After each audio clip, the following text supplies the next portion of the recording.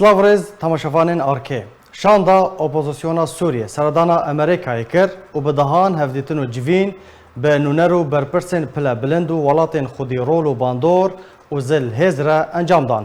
Di wan civînan de pirsa Sûriye û çawaniya dîtina çareseriyekê li gorî biryara 22/5 hate gotûbêj kirin. Herûha pirsa Kurdî li Rojavayê Kurdistanê bi hûrgurî li ser hate rawestandin. Îro di hevdîtineke taybet de em ê ronî bixin ser navaroka van civînan herûha hin babet û mijarên pêşhateyên dawiyê li ser asta Sûriye û Rojavayê Kurdistanê bi Doktor Abdulhekîm Beşar cigirê serokê hevpeymaniya niştimanî ya hêzên şûreş û opozisyona Sûriye herwiha endamê Polîtbûroya Partiya Demokrata Kurdistan Sûriye re gengeşe û gotûbêj bikin. Doktor dem baş. Spas ji bo beşdarbana te. Em kêfxweş ne ku tu îro mêvanê hevdîtina ARKî. Doktor dest pêkê de we berê xwe di bîstî mehê de da Amerîka bi dehan civîn û hevdîtin bi nûnerên welatên ser asta cîhanî re encam dan. Eger tu hinekî bi hûrgulî behsa girîngiya van civînan tu ji me re bikî li ser erdê wê çawa encamên xwe bibîne. Gelek spas ji bo te û ji bo ARKî û temaşevanê we. Rastî ev necarekî ji ber ew pirsgeh gelek hat kirin dibêje wefdê opozisyonê ê mesedê ev necarekî ev cara pêncayî wefdê opozisyonê de re her tim di bîstê meha niha di hetat heliya meha niha her sal civatek UN tevayî çêdibe gelek şandên mezin tê hezb serokê dewleta hezb em jî tim li wê derê vê carê yanî gelek giringiyê hebû em di kesê Kurd di şandê de bûn ez û Mamoste Birahîm Biro ما 28 دولة ديت دنافا د أنطونيو غوتيريس مديت وما جيل بيترسون ديت أمريكي سجارة مديت بريطاني فرنسي ألماني اتحاد أوروبي أسباني ودولة كندي ودولة ديج مقالة دولة ديت خالن گفتگو دبون أف يعني براستي يكجي مسألة چارەسەرکردنا سياسي سوري كابري الكويدري بريارات سدو 1954 أو چاوا چارەسەر و چاوا وربجي كرج بر خالي نبس لجنا دستوري يعني خالي ويت شندر جاني مثلا قرتيا قالك قفتو قود قرتيو أبي ونداي أبي تشاوا مثلا وجار سرب مثلا ما في مروفات سوري برشيبونه وقرتيو تشاوا جار سرب بالكلام دو أم جوي در باستبون أندهات إدي مسألة سوريا بيشاروش تأكد دبو سوريا بيشاروش يعني وقت شاندي هذا تشاوا بتشيش يعني بريما سروك شاندي قال جرب تقول سوريا نه قرق سوريا ديمقراط به قرق سوريا حركسي بسوريا عربة وكردات تركمان سوريا رشين كم نتوقش بي أم كشو كبدو بيجين ذي ما في جينيتي بي باراستن ذي حركسك جي خوتي بين يعني تكاز دبو سر إنه كرد سوريا نهدى ذي جي خو بين أو قال كي تكاز دبو ما بزلاليج بحث ذكر إنه أم شاندا ما أم وك عرب كرد تركمان كريستيان او شان مجي شان كبش بوك سويا كبچوچو سسيا گفتو قالك برزهات كرستر ديالوكا كردي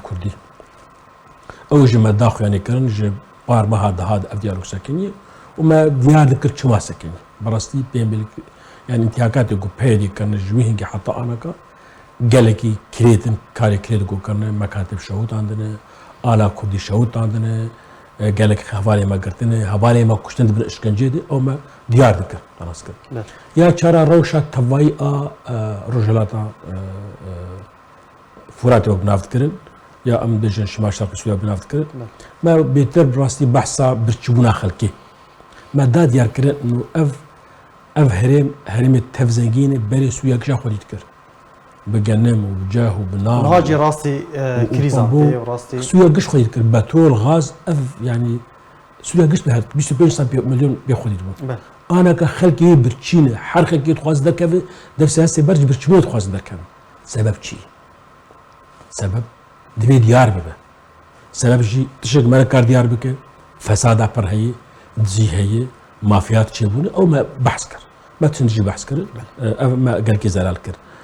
موجود جي او اني كاريا غوتي كرن ب هي دير ناجي جي خو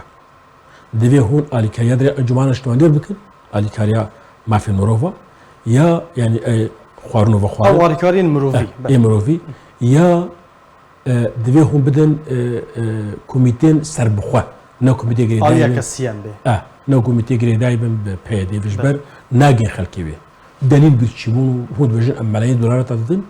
الاتحاد الاوروبي امريكا كندا هو ملايين دولار تدن لخلقي ما برتشينا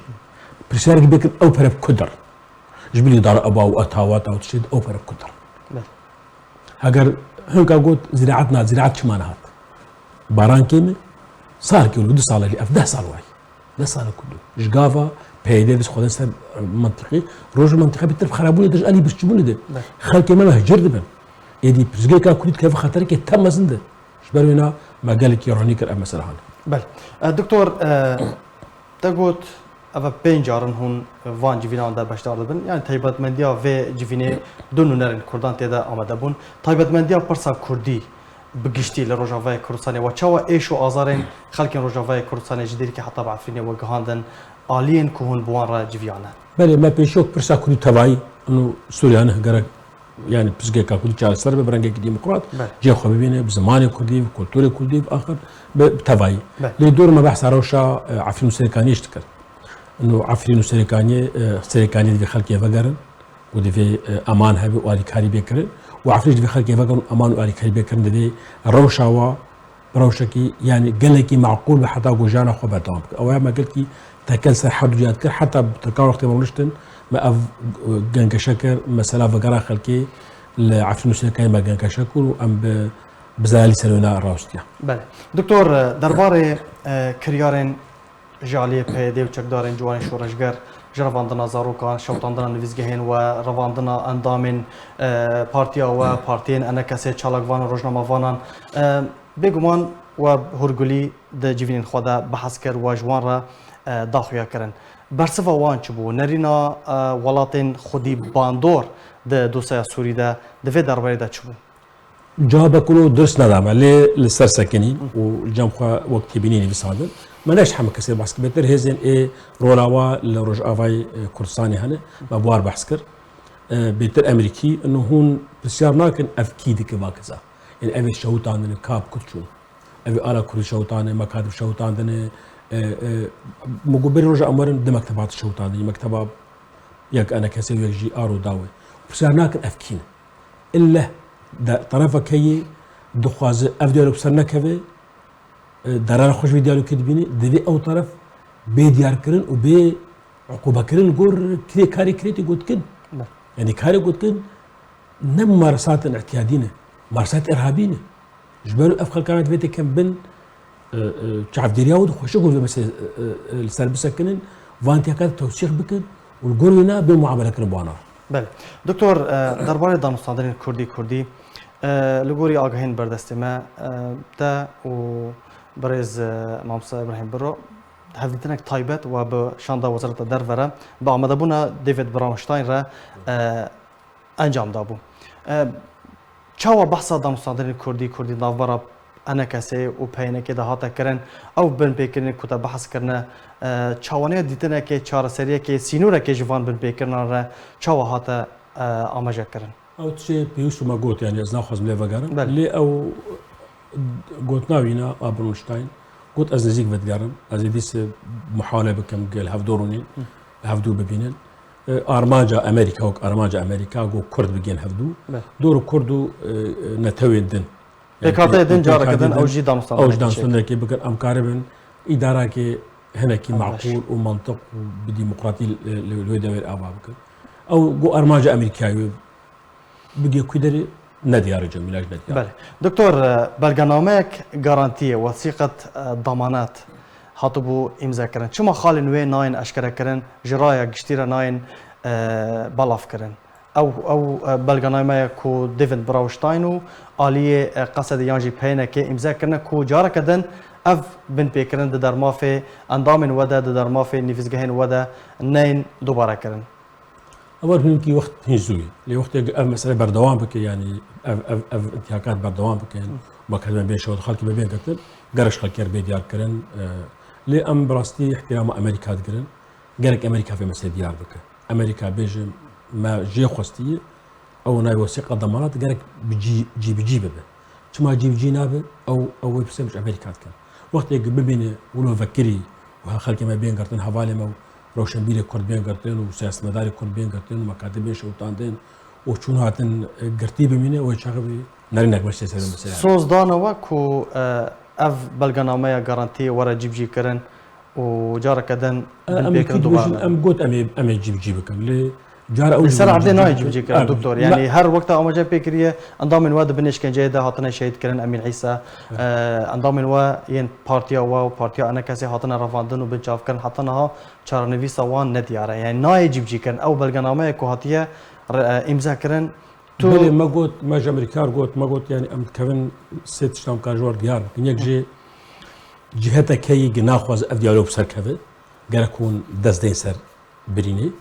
دو يعني مظلوم عبدي اختي توقيع لك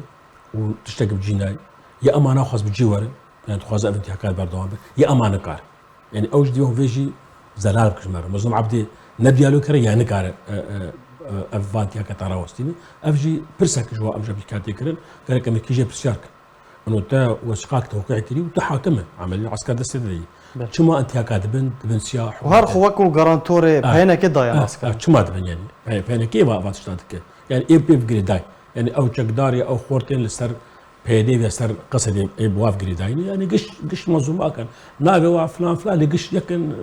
مره ناس كبي كانيا وركدري اللي برا خمنا كده بيجن ام خلك اسمه سر شافا تبي او جمزوم عبدي تي خوستن جيفي مسيري راوستين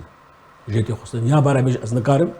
از خلق خور ديار اعتذار كم من نكارب زي قوتا من يا اما يا راوستين يا ديت خواز الشعب بله يا ديت خواز الشعب بردابه جبرك سوزك ده يقرك ديالو كي هر سري ناخذ هر سري جيتي خصك ديالو هر سري جبر ينادي دكتور حطاكو او الي كتب بحث ذكي هبه دانو صادر بسر كفن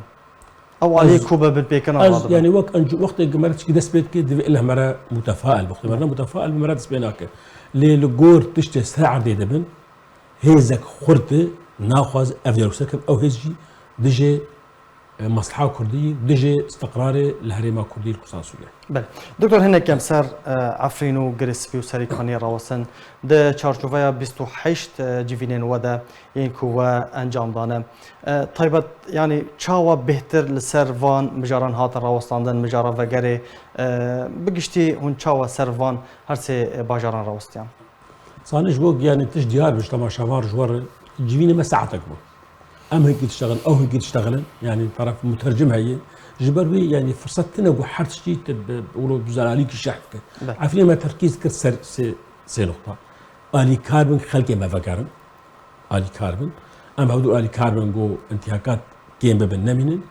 ام خلقي فكرن جو جخوا ببينن يعني استقرار لجخوا منين افحرسي خال ما تكز كسر شرحكي مبسط او مثلا ام بيجي نيف ساعتين بس عارفين هي سيكاني بك جبر اختي ما قش نيف ساعتين ام تشتغل او نيف ساعتين تشتغلي كيف حكي بيزقا شغل بيزقا ترجمه بو ام مجبور فاروشا قشا روشا سوري وروشا كردي تباي ديالوكا كردي وروجلاتا شرق الفرات وعفن سكني قش فابس بس مش قاد شرح بك جبر تشبو ما نحيا علامه راقده تشتي تخوازق شوق بس الضوء بس بجوكتور او ما بحث واشات ما قرا خلكي انتهاكات نمين كيم ببن جانا خلقي بريفار مساوات تركيز دكتور ميكانيزمك هاي كو فشارك لسر بهيدي ورا كرن او كوچبر كريين ودر بدرين الشهبايين عفيني فقرين جيوارين وان مش حمد دولة طار ايق تكيلي بهيدير كما جوا خص ما جا امريكا خص بريطانيا خص اتحاد اوروبي خص ال جا فرنسا مالك خص هون الي كار مرد في مساله هناك باش دكتور برسك دفرد هيا وكم زانن ج بريا دو حيوان سه حيوان بلا وگره دست بکریه و بصدان مالبات وگریانه ج کامپ شهبای ج حلب حتی ج هرم کورسان ترکی جی يعني خلق پنابرین عفرینه در بدرین عفرینه ودگرن برسک براستی هيا تو چما سردان عفرینه ناکی والله برسايا براستي برسكي قال لك حساسه اف ديالوج ناف انجمان شماني كردي دي جي مناقشه جي دانوستندري يعني هناك ديتناوا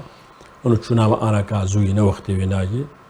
اجبر شناما معناوي ام شرعيتك دن تشتي وشي وي هناك جد بجنا ازيك جوانام از بجم شناما قال كي فرزه وقت بندم انا ساكن ندير داخل كي خدمه كي حاكم به شو ضرب داخل كي خدمه باش يعني انا تياكات الجزيره تشي دبن قال كي بر اللي خلقي ما يكارم باش اسكر بقام اسمه فكر مش امريكاش خاص بقام قرانتور نظام يعني مرنا خلقي خدم او شيء قال لك جبركو دكتور خلق دبيجين يعني دفي سركردك هبل ويدري بيشوازيا خلقي بك هناكي تشجيع هام بدك خلقي ديجي فقال اسبيرم في خوش فكر برا بنفسي ممكن اسبيرم في خوش فكر نابي خوش صدق برا بيمكر خمك اسبيرم ام انا كسي وفي خوش فكر للسريع كان يبرا في سمك ثاني هذا العفرين يبرا في سبب برا بيمكر برا خلق بين ابي في سبب انا كسات قتل دفي ام كاربك ام بياناتا والمال اخوه ام روشه عفرين وسريع كان جالس ناكل بيانا بخيدي ام بشتاخو بدن في مسألة جالس نار دفيت الناف كذا دفيت الناف دفي ونصير عرضي هبل الناف واقف الناف خلقي خدها تش خلقي خد بيجي في الجنتل إذا الواقع هدا بكم إيش ودردي واشية شيء كلام جالس بس جالس إتشيز نكاب جوار أدناف ودم لأصدقاء زي خواتهم تخلقي خور حدك نوفا أزناف تدم بشتكي واشيد قولتك واشيد كده تدوري واي خبي خدي تبينه خلقي تو خبي خدي تبينه شيء قلقي غلط على الجورنا باش رأي أنجماني أمبي مرتزق بله دكتور هون شاو بشتفانيا فان مالبطان دكن هون شاو بشتفانيا بيلا فجاري دكن هون شاو دبينن اف بيلا فجارا در بدرو مالبطي العفرينه يعني تشتي ست شتي خوستن شي حتى قو بيجي عفرينه براستي امن كارن تدخل اللي جان عفرينه بيفي ام كار دكن قو حرك فجار مال اخوه ايه فجار يعني قالك جواب جيبون هنا جواب جينا بنا بيجن قشنا اللي قالك جواب صدينو بتجيبونه انا دور بين جي مالي بالبلي ماني فقر عفين هيك ام سركات او فقر مال اخو شش مال فقران شنو شار مال ماني بروا افي كافن يا نون انو غور معلومات محطانا شارس وناسو كل مال فقر يار بروا جي خد فقران مال اخو فقران ملكي اخو لي باشا كنجي جي اخو نقرت ام سركات كندريا كوالسيونير ام واجي حركسي بيجي مال اخو ام تركاج فينا مناقشه حركه بيجي مال اخو هناك زحمتي هنا او زحمتي جنكي كيم ترج زحمتي مانا والمخيمات الغريبيه قال لك انت على الاقل ملكي وا بريوا ملكي واد جوا مالي واد جوا اللي بنبي زحمتي المقابل انا ام بتركار بتلافير بهزن جقدار ام قفت قوت كان راحت يجوار تشيكن وهزن ما بدل تيجي ما ديتني يعني ما جوار بحث كي قال كان خلقيات نجبو استقرار وآل كاري ورك حتى تركيا مع الصليب الأحمر تركي هز خط تركي مدينة ما أما بار قفت جوكر أما سرهاني ما لاستاك أو خلقي فقرا ما داورا وجو آل كاري ورك شيء بوي شنوي والملفي داخل خوازا برزاني ديت مع علمي جناب سروك جناب سروك جي آل كاري ورك اللي هين بيجي بوي أنا زان براستي اللي بريار هي يعني ام لقالك دريات وقال كاريين مروفي وقال كاري مروفي بخلقي باشا دكتور تبحثا وياك كرت اقول هر تشاوبه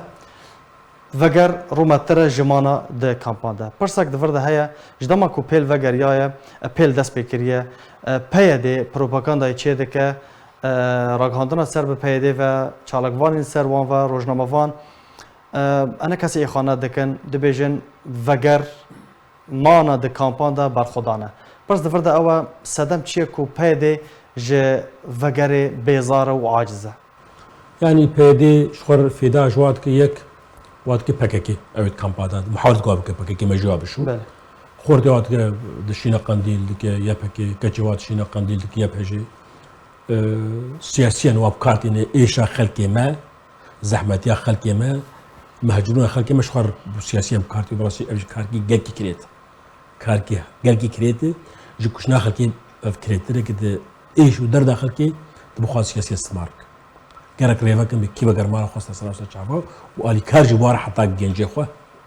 آلي كار به مخابن بروفاجيونات مع الأسف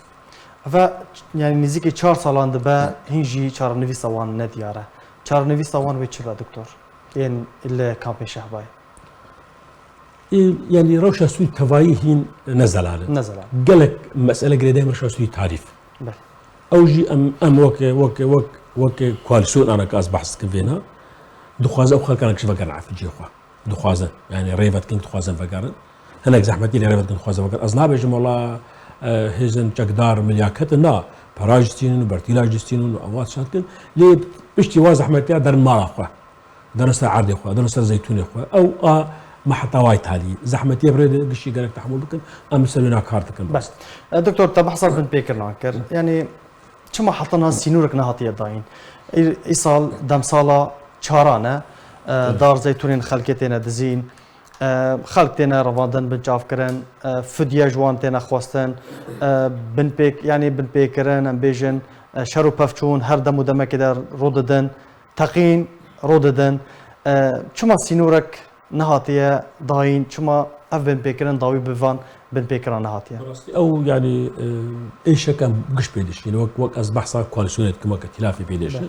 او بخرج قفتو قلت حرجينا هي بحثا بابن بين كلمات كن نبس تعرفين العفرينيه الاعزاز الجرابلس او بخو هزي تقدر بخو بهم دور شرط كن جبنا نجيش كي نظامي يعني خلقك ايش خرم سلسله حزانه فركون كانوا نابك الخوك شرك التناسك لي اويا از بهورم اسكان في نابجم حرب حر باشترد انا بجم نامي اللي باشترد يعني حر محكي باشتر جماعه لهين هنا تايبت هنا جواب يتر يعني كارل سرويا كي تكرم قال كارت ام بامريكارج كارت كن فرنسيارو بريطانيا اتحاد اوروبي وبتركارج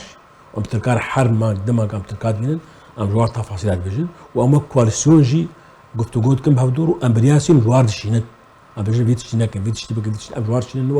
وك بريار جبلي مساله شخصيه مثلا انا مثلا بجن مثلا بالبلي ازديس بجن انا بعسكر بينجي عليه كنت جدربات جا عفرينه ولبنان وراتنا بالبلي ما نقرا هذا عفرينه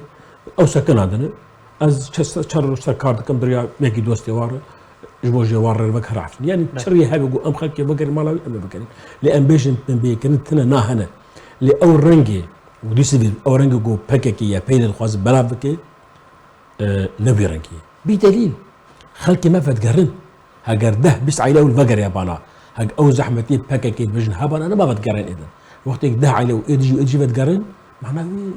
نوكل او دبيجن بروفاجي ولا جزيرة انا ريفك ني بخلك درك بهورك انا ريح حدوك صار على كيفك بخلك ازاني بخلك درك جا قامش تعود درك صدام بهيدي جبرت صدام تشتكي ده هي او خلق ناخذ السرب السكن مساله جياني بل نانه كهربائي افي دكتور درمان عارفين باش نفر اف بروبلم تنا بروبلم افي عارفين تنا بروبلم نان عارفين تنا بروبلم كهربائي تنا بروبلم غازي تنا جبو جانا خكيرو جانا قالك زحمتنا للجزيره بر عارفين تنا فيا كوميتك دنابرا وائتلاف ده هاتبو امزاكرن جبو روش عفرينه سريكاني چما حطنها نهاتيه جيب جيكرن ريجر و سي اصلاً كل بيشا و كوميتي چنا اندام و كوميتي كينا نظام يعني ايه منسقي عام از وام بيش حبي كرت يعني شافيش حبي كرت دو عارف مع سنه يجي جناب دواج جناب خدايا اللي ما يك يعني او كوميتي دفي بمينه اللي ري ده في امسا كارك او ري بسركاتيا كواليسيونيري وبتركار وبتكلي مباشر بفصائل ام بترجع سردكن يعني تشتكي وتبهل الرسمي هيفك بدنا بسكنه تشتكي جرب تليفونك جلساتك تليفونك جلساتك او باشترين يعني ذي ابا بمينه ذي كاري خوبك لان اوري تنيبه شريقو ام كار من خدمات عرفتو سي كان يبكن ذي ام خو ناقل ام لو يريح وكاردك كون نفزغين خوال وان باجار فكن وكو انا حاجه نارينا من الشخصي قالك ام فكن اللي نارينا كسينا نارينا من الشخصي قالك سي كان يجي فكن ولو كردك لتنبه وفي ساعته دب بنجاه خلقي تبي ميرانش خلقي شوي وفي ساعه انا سيد امش فكر شو فراك سريكاني انا كاغو ده مال فقرن بيسو بينجو صادو تصد بس ده اول فقرن وفي ساعه انا كسي انا ليفابل على ما انا كسي بيني وخلقي ما فكر بل دكتور مجارك مادن هيا بحضران خوندكار لهريما كورساني نها جه خوندن محروم بونج بركو ما مستيان بايكوت کرنا هون وكو انا كسي چه دروي ائتلاف يانجي چه انضام دناف ائتلاف ده هوني چبكن جبو في مجاره زلال بكم فرترج مسألة هري مكسر أفهم مسألة تشتكي توعية حمد أفريقو بنابري سوري هنلي لتركيا جوال تركي نحظر مع المش سوري بونج دربي مع شو سكن الأردن ولبنان أف تشتكي عام نخاص بهري مكسر لتركيا نحظر معلم أناكا إيش خلقي سوري بيم عشمان صليب الأحمر التركي سي حزار بقران صار نفقة أخوة أو شش حزار مولون كرسان شوي أما كواليسيون أنا بيقول يعني بريارج يو إن دركت يو إن أما كواليسيون أنا بينا قفتو قوت كن أم تشاوا كاربن محاولة يو إن ديس آلي كارب يو إن جد بيجي إمكانية مني مادي تنال برالج من معنا جبروي أمي آلي كده كواليسيون كارب كان بيو إن وجالي كلمه بهريم كار بكن رغم تبذل في زحمه هريم في امبر شعب خدين في هريم قالك زحمه بغداد بوجاينا نادي قالك زحمه في انفاز زحمه اللي برشاف خدين اللي خلقي ماشي براستي معلمي ما وطلابي ما شعبي مدنه نوش بيرا ماتشو نا والله يكش انا كسي واش بيرناك انا حاجه مثلا فيسبوك او كاد كنت كناك تشدر جهي جو هبه ممكن بامليخه مليخا جو مدرسه ما بابو جو معلمه ما معاش خبز تشدر جهبه في هنا يعني روشوان شارع سرببه بيجينا نبتن الهرم كورساني لا الاردن التركي لحد فري تركي الاردن از التركي ما قالك بتركان مسوي مثلا لازم الشخص وكواليسيون بتركان سوي مثلا تركبجن نجم اي مثلا يو ان اما استر كاربك دخلت خطا كيما بيور وكواليسيون كاربك خطا دواك انجمان اجتماعي بكردي بهريمر كاربك شو ممكن بامج معلمي خطلا وخربك ما بكن بيقول جواب ما تشكي يعني نحو جاب حروجي بانق دخل واكري وك اجمال خربك بهوركو حرج حوالي ما انا كسي وك جمال خربك معلمي خطلا بخربك بله دكتور ائتلاف سالانا قالك منحيان ددا خوندكاران خوندكارن كرد وان منحيان وردقرن يانا او زي ديار بكر بافشاوي او جمار دبجن مثلا دبجن ايصال سي تشل طالبي ام دريا ورا قبول دكر بله رابطتي يعني شروطي قبوله امس بلافت كم سر حد بري ازيجي مسروقات انجمانه بدري حوالي بلافت كم حريق تسجيلتك بله ايه شروط التسجيل سوي هبل طبعا الويدر وقت كنت انا بعتقد كم تقدر نبات بمفاضله او الويدري هناك مثلا في ذاك جفا مساله ايه دبلوماسي فيهم كرنا ايه دوراتي كان في ذاك كرنا او جي انا كايصال جوبي ام ديس اللي حوالي خطوه زيك لي تشتكل خوازن بيجم بار فرنسا وكمان حاد دابون خلق سوري لتركيا دابون للبنان دابون الاردن الهرم الكردستاني ندابون ما تكليف فرنسيار كر افسال قرق درك هذا هرم الكردستاني جنافته بله باشا دكتور هديديان برف ضاوي فدتشن برصا منيا ضاويه يعني روش برف جوران كاريه فدتشه وكو انا كسي وكو بهذا كسي برصاك لسردو بشانه تشجوان هردو يعني بارتيا بهذا كسي بارتيا ويانجي وكو انا كسي وكو قوره وكو كيان تخواستن قالوا دفي لخوا فقرن تفيكو